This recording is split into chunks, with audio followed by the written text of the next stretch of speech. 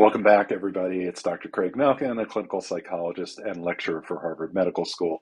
I'm also the author of Rethinking Narcissism, which is devoted to helping you understand and cope with narcissism in all its forms in all your relationships. Today, I want to talk about the only danger you should really be looking for in a relationship with someone who is narcissistic. If you like my videos, please give them a thumbs up.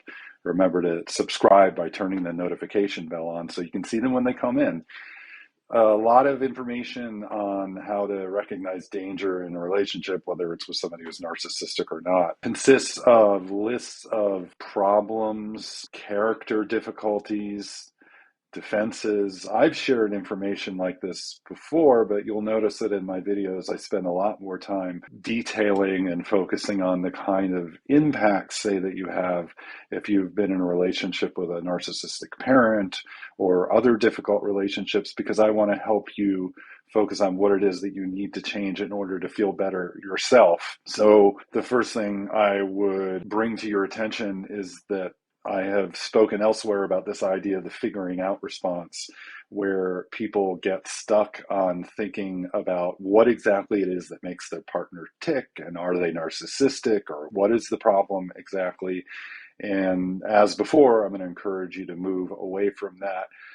What you most need to know if you're trying to determine if you're in any kind of danger, emotional, physical, in a relationship, is not your partner's diagnosis, not what internal motives are going on. It's patterns of behavior.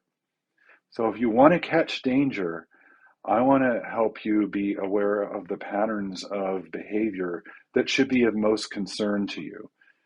And they're not necessarily coming just from somebody being extremely narcissistic. They can come from other sources. In fact, one of the ones that I'm going to mention to you is another character trait altogether.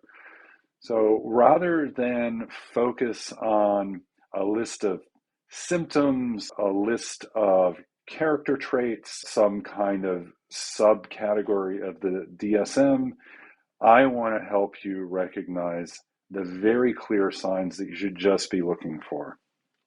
These are the signs that I call the 3 stop signs.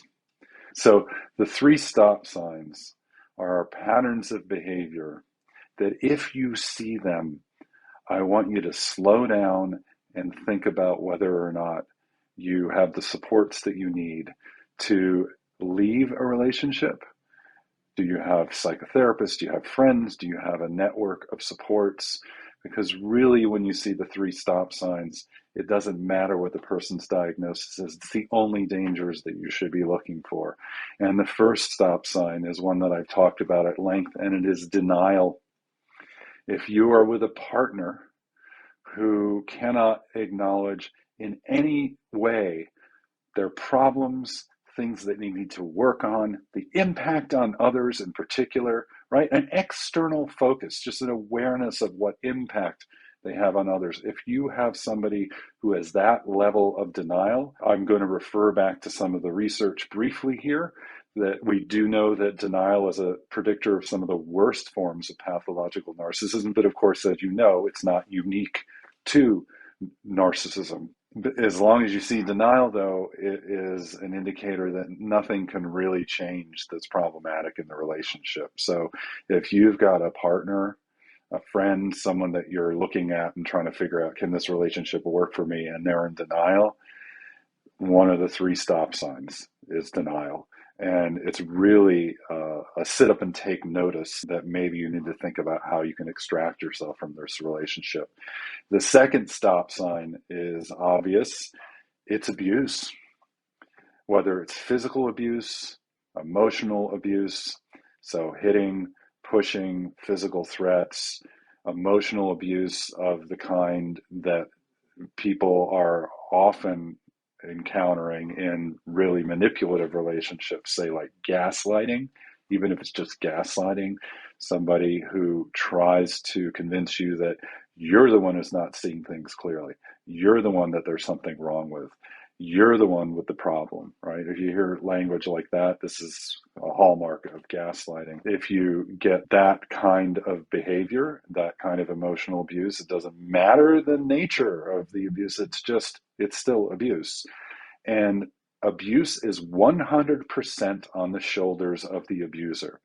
That is, there are always dynamics that happen in a relationship, of course. I mean, you might be more insecure in a relationship in general. You might have an anxious attachment style. This is where people tend to pursue and move towards and try to figure things out and try to fix the relationship in order to maintain connection. It kind of doesn't matter, not kind of, there's no qualifier. It doesn't matter at all. Abuse, if that is the response of a partner, a friend, a family member to your insecurities, abuse is 100% on the shoulders of the person who abuses. It's not on you to fix it. It's not on you to figure it out. So abuse is another one of those stop signs. The third stop sign is psychopathy. There is some overlap, both in theoretical literature and in research between psychopathy and narcissism, so much that it's often said that all psychopaths are narcissistic, but not all narcissists are psychopaths. But a psychopathic character, by definition, is someone who lacks remorse. They lack the kind of healthy arousal response, guilt and shame in response to having done things wrong and having it brought to their attention, that often helps us with repair and at least helps us keep other people in mind. Theory of mind, that is, keeping somebody else's experience in our heart and in our mind so that we can have a good connection to them. Psychopaths lack this. So if you see a pattern of remorseless deceit, someone who, for example, once they're caught, just doesn't even flinch, they don't even look twice, you sort of get this sense of an absence behind the eyes. I mean, these are all signs of psychopathy that you can probably find in lots of books and all over the internet. If you encounter psychopathy, it is a stop sign. There's very little chance of somebody like that being able to overcome those problems unless they want to, and they are doing it of their own volition, and then they're seeking out help. Other than that, you're going to be in a relationship that is not healthy and it's not good for you. So the three stop signs, again, regardless of what drives them, and sometimes narcissism drives them, but really the three stop signs are the only things that you should be watching for: denial, abuse, and psychopathy. So if you like this video, please remember to give it a thumbs up and comment so I can come back and share more information. And I look forward to sharing more with you over time. Thanks.